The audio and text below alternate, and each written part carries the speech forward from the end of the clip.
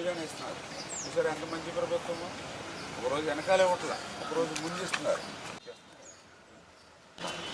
నా సర్టిఫికేట్ అవసరం సార్ దీనిని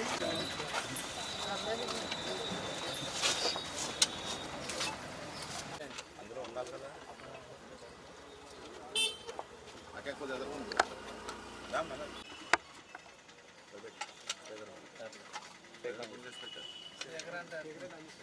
అంటే మరి తగ్గగా అంటే షుగర్ లేకుండా తగ్గట్టు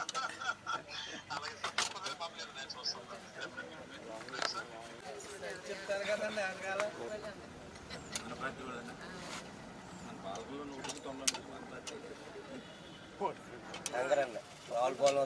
10 రోజులు చేస్తారు.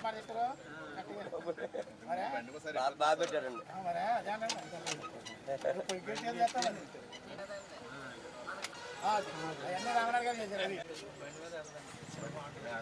ఒకటవ తేదీ వచ్చిందంటే ఆంధ్రప్రదేశ్ రాష్ట్రం అంతా కూడా ఒక పెద్ద పండుగ వాతావరణం.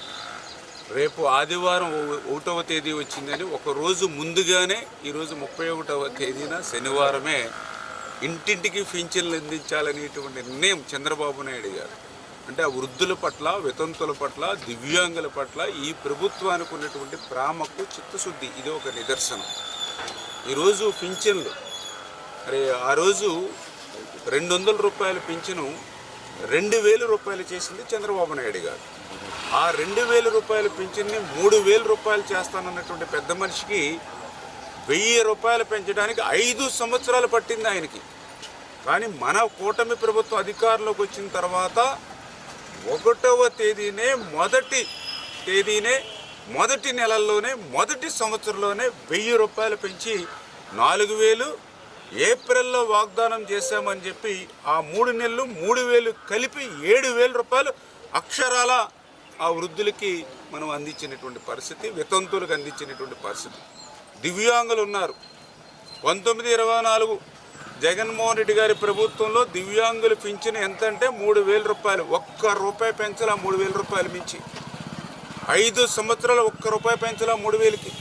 కానీ మన ప్రభుత్వం అధికారంలోకి వచ్చిన తర్వాత 3000 రూపాయలని 4000 కాదు, 5000 కాదు, 6000 రూపాయలు. 3000కి 3000 కలిపి 6000 చేసినటువంటి ప్రభుత్వం మన కూటమి ప్రభుత్వం చంద్రబాబు నాయుడు గారు.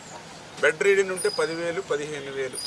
ఈ రకంగా నెలకి 3,000 కోట్ల రూపాయలు, సంవత్సరానికి 36,000 కోట్ల రూపాయలు, 5 సంవత్సరాలకి 1,80,000 కోట్ల రూపాయలు ఈవేళ పింఛన్ నిమిత్తం ఖర్చు చేస్తున్నటువంటి ప్రభుత్వం భారతదేశంలో ఏదైనా ఉంది అని అంటే అది ఒక్క ఆంధ్రప్రదేశ్ రాష్ట్ర ప్రభుత్వం మాత్రమే. ఇటువంటి మంచి ప్రభుత్వాన్ని ప్రజలందరూ కూడా ఆశీర్వదించాలి. ఈ రాష్ట్రానికి ఎన్ని కష్టాలున్నా, ఈ రాష్ట్రానికి ఆర్థికంగా ఎన్నో ఇబ్బందులున్నా ఆ వృద్ధులు, వితంతులు, దివ్యాంగుల్ని ఆదుకోవడమే మానవత్వం అనేటువంటి విధంగా ఈ ప్రభుత్వం పనిచేస్తుందని మీ ద్వారా అందరికి కూడా తెలియజేసుకుంటున్నాను.